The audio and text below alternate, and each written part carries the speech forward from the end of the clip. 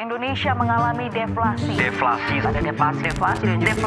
Belakangan ini, pemberitaan nasional lagi ramai nih bahas soal deflasi. Karena terjadi sudah 5 bulan berturut-turut sejak Mei 2024. Presiden Jokowi sampai minta isu ini jadi perhatian khusus loh. Yang namanya deflasi maupun inflasi itu dua-duanya memang harus dikendalikan. Loh, kok harus dikendalikan? Bukannya deflasi itu kebalikan dari inflasi? Yang artinya, dalam 5 bulan terakhir terjadi penurunan harga berturut-turut. Bukannya itu baik? Harga cabai merah misalnya, turun sebesar 0,09%.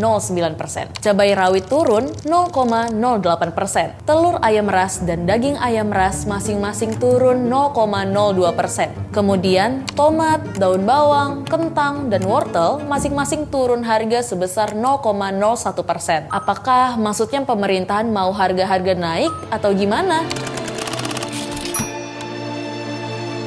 Jadi gini guys, deflasi umumnya terjadi karena 2 sebab. Yang pertama, pemerintah berhasil menjaga harga barang nggak naik. Kalau ini yang terjadi, pemerintah perlu kita apresiasi nih. Good job pokoknya. Tapi, yang bikin was-was nih guys, penyebab deflasi 5 bulan terakhir sepertinya karena sebab kedua, yakni penurunan daya beli masyarakat. Jadinya, harga-harga turun 5 bulan terakhir karena masyarakat kekurangan uang untuk belanja. Loh, kok gitu? Jadi gini guys, harga barang itu ditentukan oleh tingginya permintaan atau tingginya pembelian dari konsumen. Misalnya, sebut saja harga cabai 15.000. Kalau masyarakat secara umum cuma mampu bayar 13.000, pedagang akan nurunin harganya agar barangnya laku dibeli.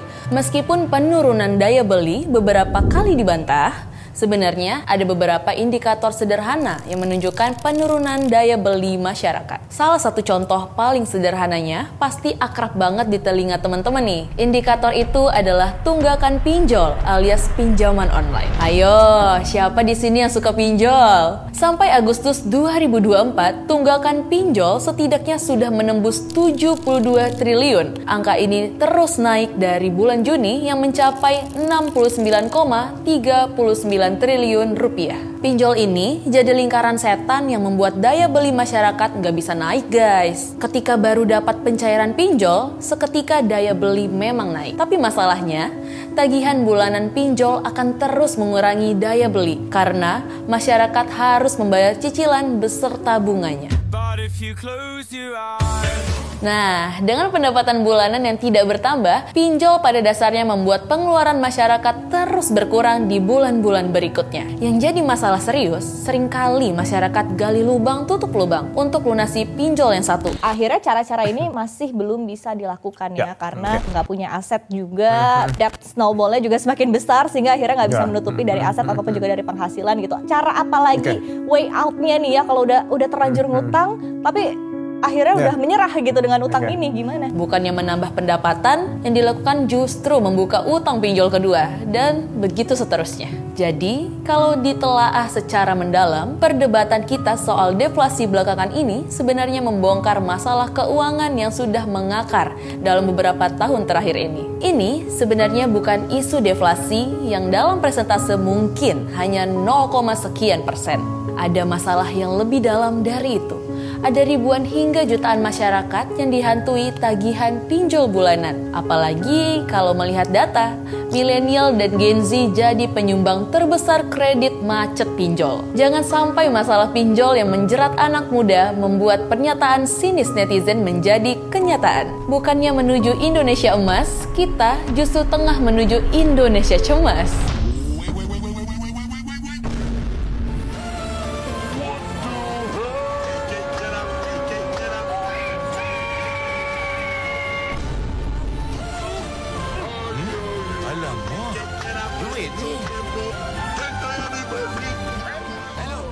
Dengan momentum Pilkada Jakarta yang dihelat akhir tahun ini, tentunya kita berharap isu deflasi tidak hanya sekedar menjadi jargon ketika pidato, turun ke masyarakat, atau ketika debat pilkada. Di balik deflasi yang terjadi 5 bulan terakhir ini, ada genggaman pinjol yang terus menjerat masyarakat, khususnya anak muda yang menjadi masa depan bangsa ini.